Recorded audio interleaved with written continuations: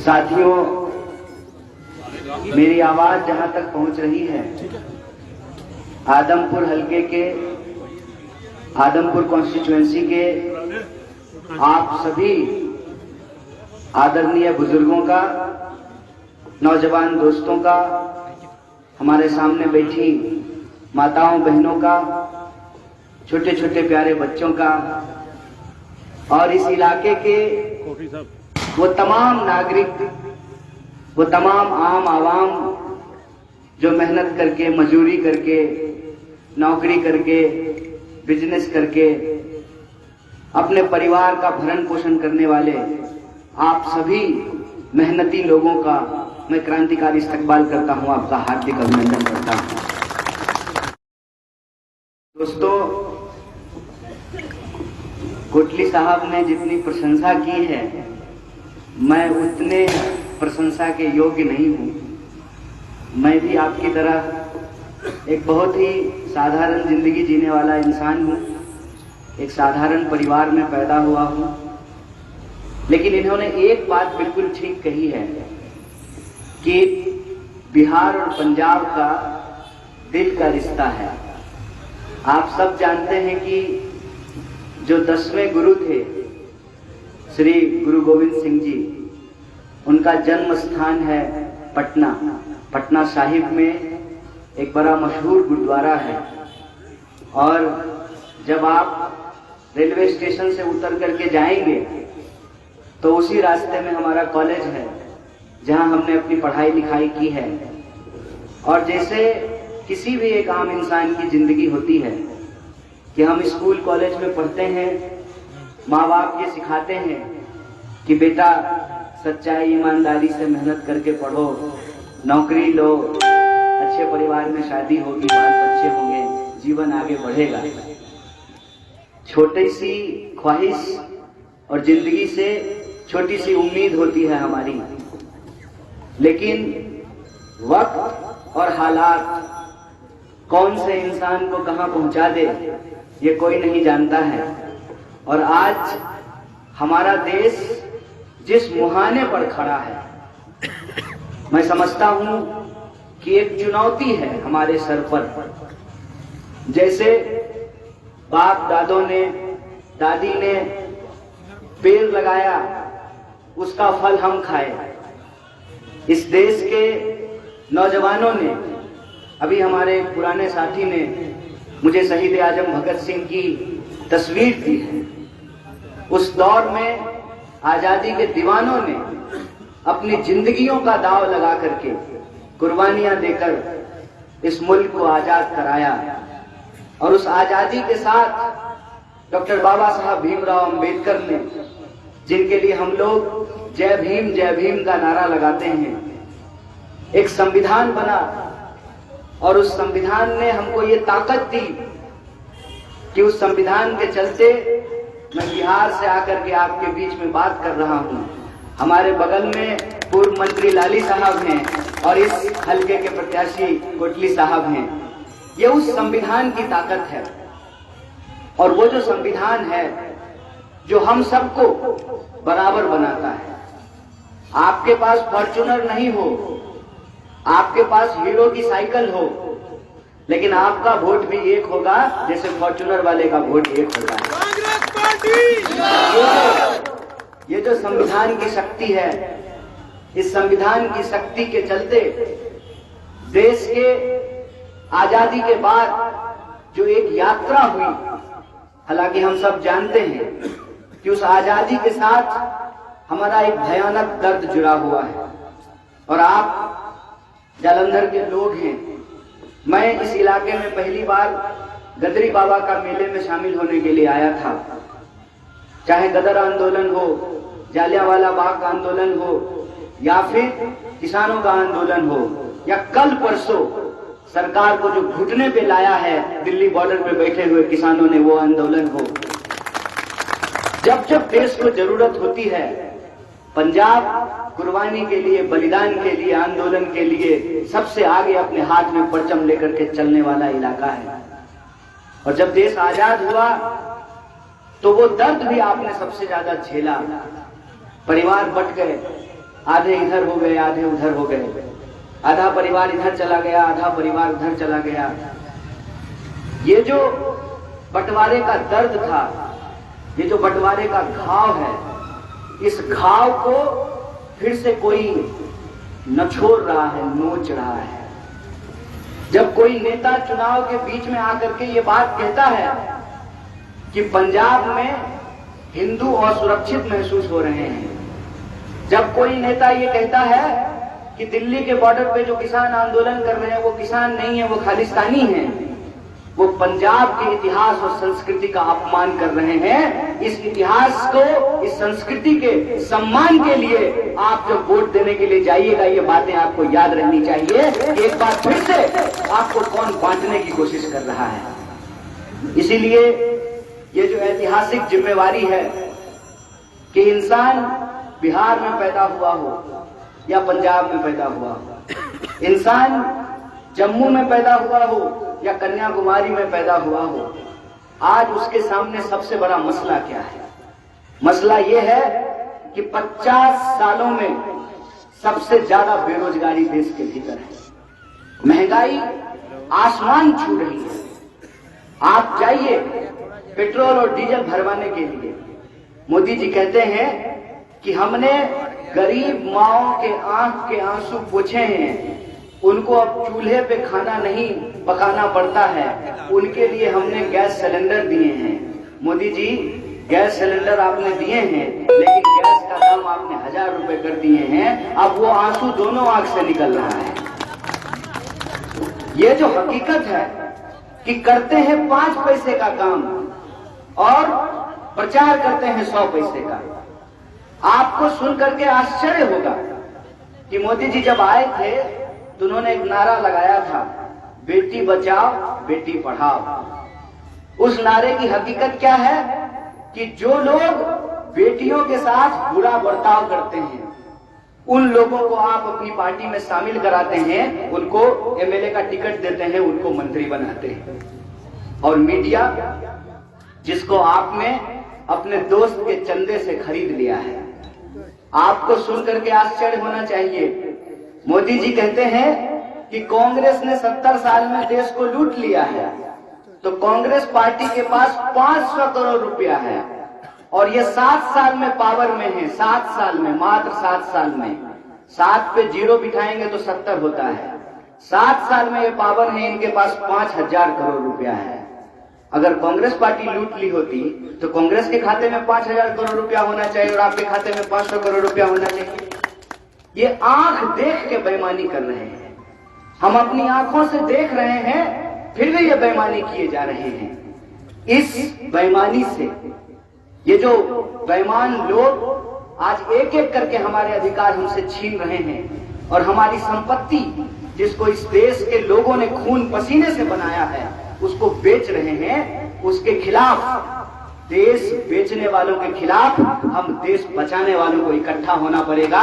इसीलिए मुफ्ती साहब, हम बहुत शुक्रगुजार हैं आपका कि आप जब ये बोले कि जब आपने कांग्रेस पार्टी ज्वाइन किया था, उस वक्त ही मेरे मन में ये विचार आने लगा था कि अगर देश बचाना है, अगर हम इस देश से प्यार करते हैं, तो हम सबको एक झंडे के नीचे आना पड़ेगा।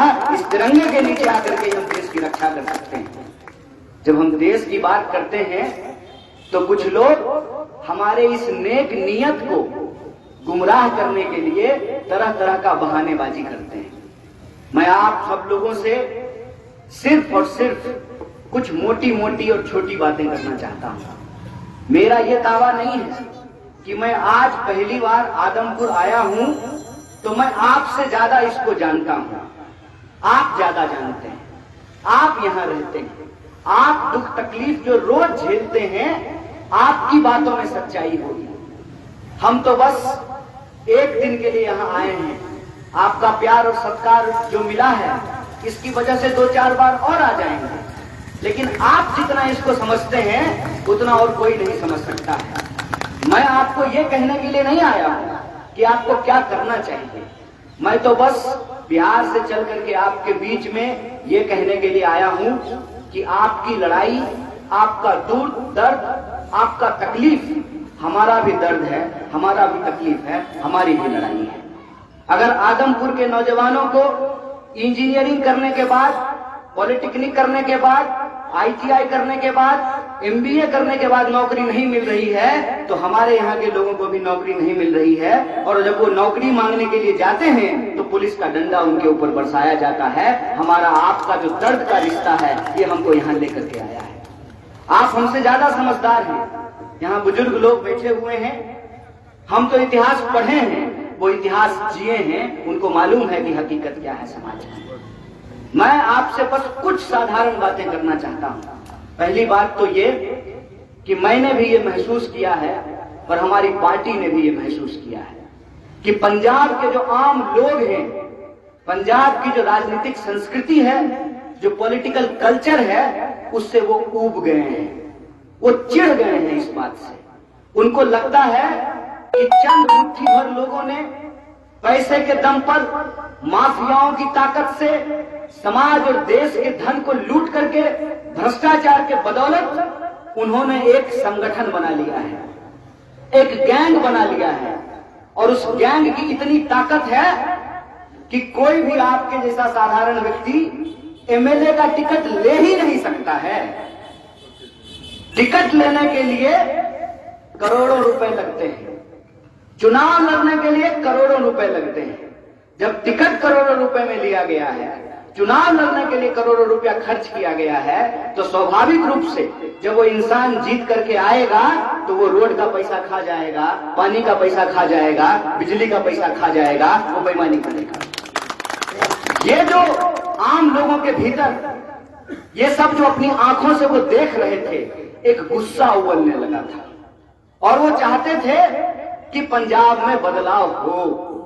और आपके बदलाव की ताकत, बदलाव करने की आपकी जो इच्छा है वो इतनी प्रबल है कि दिल्ली कान में रुई डाल करके नहीं बैठ सकती थी। यह आवाज जब दिल्ली तक पहुंची और हमारे आपके जैसे साधारण लोगों ने जब ये आवाज दिल्ली तक पहुंचाई, तो दिल्ली के नेतृत्व ने फैसला लिया कि अगर पंजाब के लोग, पंजाब के भीतर जो राजनीतिक संस्कृति है, उस संस्कृति को बदलना चाहते हैं तो हमको भी बदलना पड़ेगा, ऐतिहासिक फैसला लेना पड़ेगा। और जो लोग कह रहे हैं कि हम पंजाब में बदलाव करेंगे, तो उनको हम कह देना चाहते हैं कि कांग्रेस पार्टी ने पंजाब में बदलाव कर दिया है, सरदार चरणजीत सिंह चन्नी को मुख्यमंत्री का चेहरा बना दिया है। ये होती है जनता की आवाज को समझना। इसीलिए मैं कहता हूं, जब मैं कांग्रेस पार्टी ज्वाइन कर रहा था, जैसा कि हमारे हिमाचल से आए हुए कांग्रेस के पुराने जो है प्रदेश के अध्यक्ष रहे हैं कुलदीप जी ने कहा कि क्यों कांग्रेस पार्टी में हम आना चाहते हैं।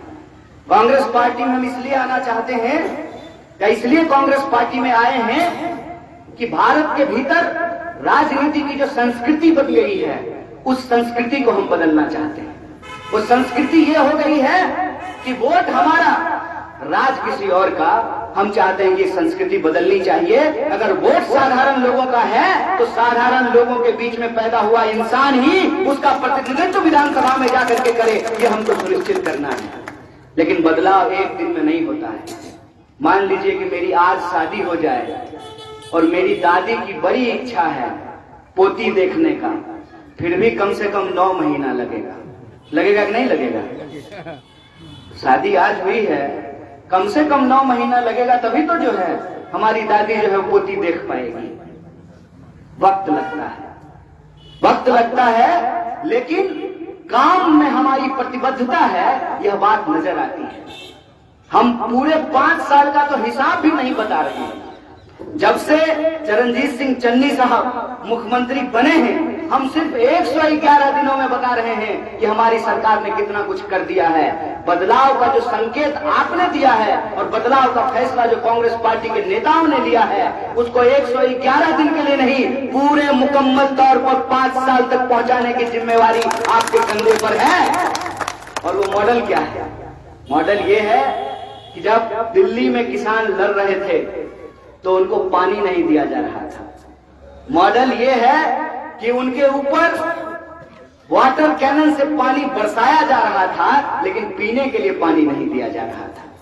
क्या सर्दी, क्या गर्मी, क्या बरसात, दिन रात वो वहां पर बैठे रहे। और चंद कदमों की दूरी पे राष्ट्रपति भवन है, प्रधानमंत्री जी रहते हैं, गृह मंत्री रहते हैं, रक्षा मंत्री रहते हैं। किसी के मुंह से एक शब्द नहीं निकल रहा था। और वो कह रहे थे कि ये किसान नहीं है, ये किसान नहीं है, ये भाड़े पर लाए गए लोग हैं। और ये लोग देश विरोधी लोग हैं, ये लोग सरकार को गिराने वाले लोग हैं। इनको विदेशों से पैसा मिल रहा है, ये खालिस्तानी लोग हैं। तो मैं प्रधानमंत्री से बोलना चाहता हूं कि अगर ये खालिस्तानी लोग थे तो थूक करके किसके सामने में चाटे हैं, ये जरा आप हमको बता दीजिए। किसके सामने हाथ जोड़ करके माफी मांगे हैं, ये जरा आप हमको बता दीजिए। कहते हैं बिन हवा न पत्ता हिलता है, बिन लड़े न कुछ भी मिलता है। न्याय, हक और बराबरी के लिए संघर्ष करना पड़ता है। कहते हैं कि अगर हम रोए नहीं तो मां को भी नहीं पता चलता है कि मुझे भूख लगी है। अपनी आवाज आपको उठानी पड़ती है। और जब आप आवाज उठाते हैं तो उस आवाज को समझना, उस आवाज को महसूस करना, वो भी वही कर सकता है जिसके अंदर उस दुख और तकलीफ को समझने की क्षमता हो। आप मुझे बताइए, जो 9 महीने पेट में अपने बच्चे को नहीं रखा है, उसको क्या पता कि प्रसव पीड़ा क्या होती है, 9 महीने बच्चे को पेट में रखने का तकलीफ क्या होता है। जिन्होंने गरीबी देखी नहीं है, जिन्होंने तकलीफ देखा नहीं है, जिनको मालूम नहीं है, उनके लिए चुनाव क्या है? उनके लिए चुनाव एक तमाशा है। उनके लिए चुनाव धन बल और बाहुबल का प्रदर्शन है। उनके लिए चुनाव एक कैरियर है। हमारे लिए चुनाव हमारा अस्तित्व है, हमारी लड़ाई है, हमारी जिंदगी है। इस बात को हमको समझना पड़ेगा।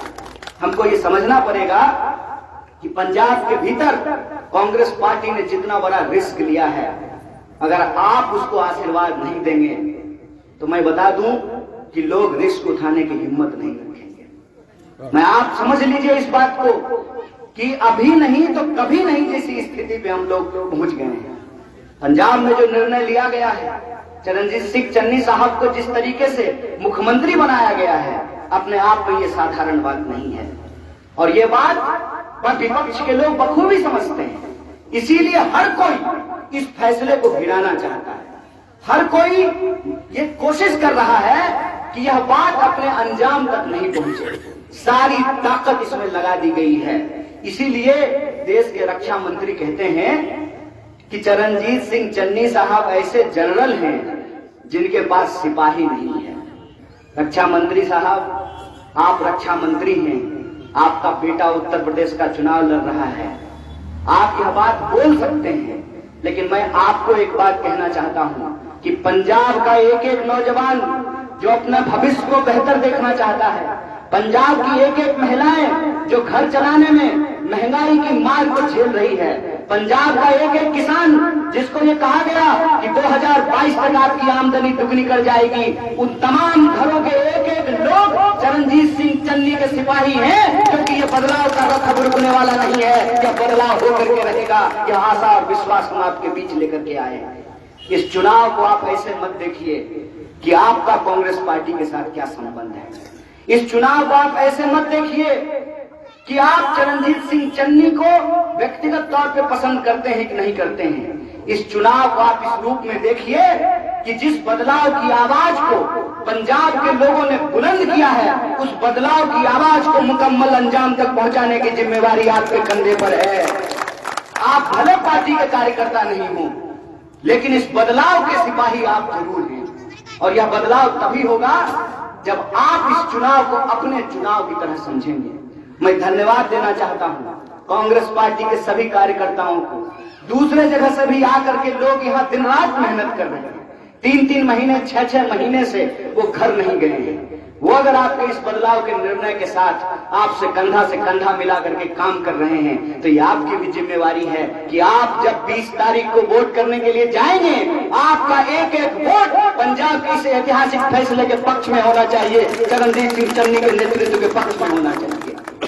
आप इस चुनाव को ये मत देखिए कि यहाँ लाली साहब लड़ रहे हैं कि कोटली साहब लड़ रहे हैं। आप इस चुनाव को इस रूप में देखिए कि पंजाब की राजनीतिक परिपाटी बदली गई है।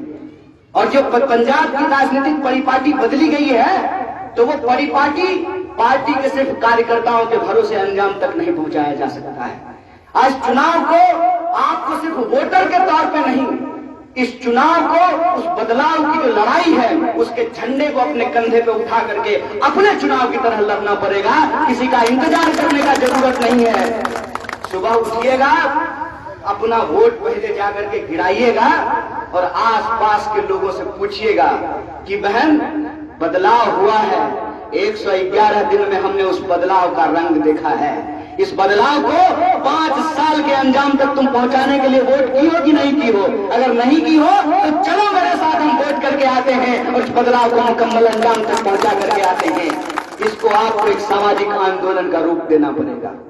आप सोचिए कि लोकतंत्र के भीतर जो सबसे बड़ी आबादी है, जो सबसे बड़ा आवाज है, वो क्यों पीछे छूट जाता है?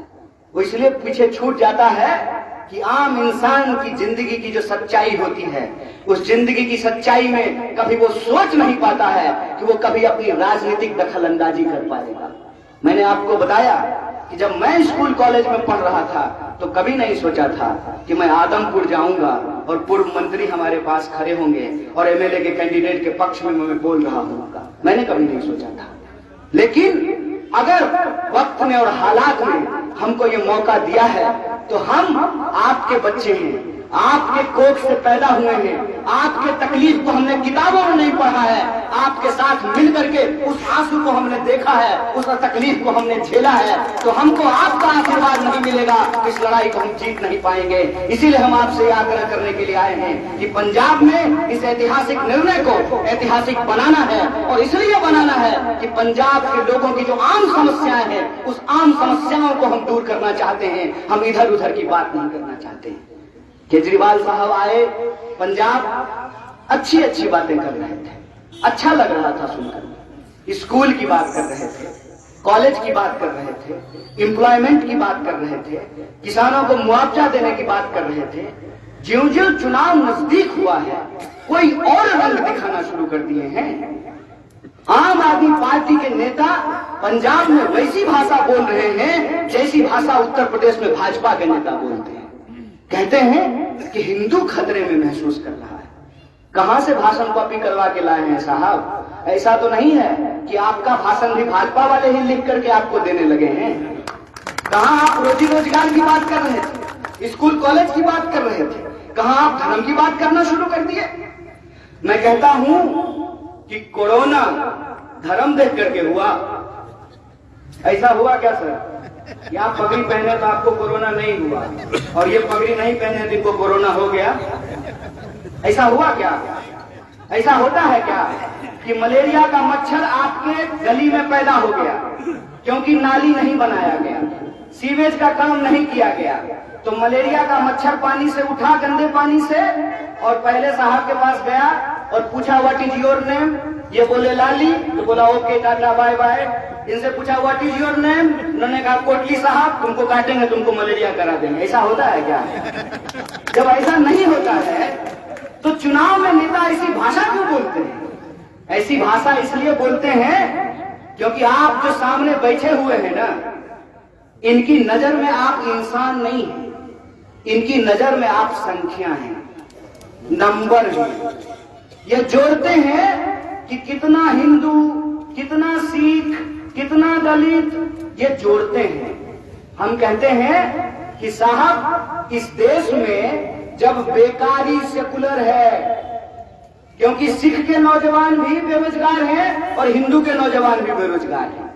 इस देश में जब महंगाई सेकुलर है, आप पगड़ी लगा करके जाइए, आपको भी 100 रुपये लीटर पेट्रोल मिलेगा, और हम बिना पगड़ी के जाएंगे, हमको भी 100 रुपये लीटर पेट्रोल मिलेगा। इस देश में नोट सेकुलर है। वो जो मोदी जी लाए हैं नई का नोट, गुलाबी गुलाबी, उसको फेंक के देखिए रोड पे, उसको उठाने से पहले कोई उसका जात और धर्म नहीं पूछेगा, उसको उठाएगा, इधर उधर देखेगा, पॉकेट में रख लेगा। घूस सेकुलर है, भ्रष्टाचार सेकुलर है। ऐसा होता है क्या कि आपका जात और आपका धर्म देख करके जो घूसखोर ऑफिसर है वो आपसे पैसा नहीं लेगा? अगर ऐसा होता ना तो अपने जात और धर्म में ही लोग शादी करते हैं, दहेज लेना देना बंद हो गया होता आज तक। जब कुरीति जात और धर्म नहीं देखती है तो कुरीति से निकलने के उपाय में भी हमको जात और धर्म नहीं देखना चाहिए। पंजाब के जो 100% लोग हैं, जो 100% लोग हैं, उनके हक और अधिकार के लिए लड़ना हमारी जिम्मेवारी है। और साथ ही साथ हमारी ये भी जिम्मेवारी है कि उनको जो लड़ाने वाली ताकतें हैं उनको भी परास्त करेंगे, उनको भी ध्वस्त करेंगे, एक नया इतिहास बनाएंगे, एक नया पंजाब बनाएंगे। ये हमारा संकल्प है। इसीलिए मैं आपसे सीधी सीधी बात करना चाहता हूं कि आज हमारे देश में जिस तरीके का भेदभाव किया जा रहा है, उस भेदभाव से हमको ऊपर उठना है। जो लोग पीछे छूट गए हैं उनको ऊपर लेकर के आना है, और जो लोग ऊपर हैं उनको ये बताना है कि अगर हम नहीं रहेंगे ना आपके साथ, पहला मंजिल अगर नहीं रहेगा ना घर का, तो ऊपर का मंजिल पे आप बैठे हुए नहीं रहिएगा, आप भी नीचे गिर जाइएगा। इस बात को याद रखिए। इसीलिए परिवर्तन की इस आवाज में आपके आशीर्वाद की जरूरत है, और हमको पूरा भरोसा है कि 111 दिन में हमने जो काम किया है, आप बता दीजिए अगर नहीं किए हैं तो हम अपना बात वापस ले लेंगे। बिजली का बिल माफ हुआ है कि नहीं हुआ है? बोलिए, जोर से बोलिए। डरना नहीं है। मोदी जी का राज नहीं चल रहा है, एकदम नहीं डरना है। हमारा देश है, जितना मोदी का देश है उतना मेरा भी देश है। हमारे माँ बाप ने भी इस देश में कुर्बानी दी है, टैक्स दिया है, पैसा दिया है। जितना हक अगर किसी पैसे वाले का उतना हक आंगनबाड़ी के बेटे का भी है, इसलिए घबराने का नहीं। बोलिए हक से कि बिजली का बिल माफ हुआ है कि नहीं हुआ है? जिन किसानों की शहादत हुई 750 से 400 से ज्यादा किसानों को उनके घर में मुआवजा मिला है कि नहीं मिला है? उनके घरों में नौकरी मिली है कि नहीं मिली है? और उनको शहीदों को दर्जा मिला है कि नहीं मिला है? और मैं आपको आंकड़ा बता देता हूं, क्या कोई दिल्ली से आकर के आपको बताएगा? पंजाब के स्कूल ऑलरेडी नंबर 1 है, इस बात को आप जान लीजिए। ह्यूमन डेवलपमेंट इंडेक्स में पंजाब ऑलरेडी आगे है, इस बात को आप जान लीजिए। इसीलिए लोग स्कूल की बात बंद करके, अस्पताल की बात बंद करके, विकास की बात बंद करके धर्म का गुनागणित करने लगे हैं। उनको ये कहना है पंजाब सबका था, है और पंजाब सबका रहेगा। पंजाब की बात को बांटने की साजिश को नाकाम करेंगे। और कांग्रेस पार्टी ने जो ऐतिहासिक फैसला लिया है, साधारण परिवार के एक व्यक्ति को जो मुख्यमंत्री बनाया है, उसको 111 दिन का नहीं, पूरे 5 साल का मुख्यमंत्री उसको बनाएंगे। यह संकल्प आप लेकर के जाइए। यही आशा और भरोसा है आपसे कि आप अपनी जिम्मेवारी को निभाएंगे, हम अपने वादे को निभाएंगे, और मिलकर के हम नवा पंजाब, नवा देश का निर्माण करेंगे। बहुत बहुत शुक्रिया, बहुत बहुत धन्यवाद। आप तमाम लोगों ने आने का मौका दिया, मैं इसके लिए आप सबका बहुत धन्यवाद करता हूं। और आखिरी बात बोल करके कि पंजाब में इनकलाब था, इनकलाब है, और पंजाब में इनकलाब रहेगा। इनकलाब जिंदाबाद, पंजाब की जनता जिंदाबाद। बहुत बहुत शुक्रिया। कांग्रेस पार्टी जिंदाबाद, कांग्रेस पार्टी जिंदाबाद।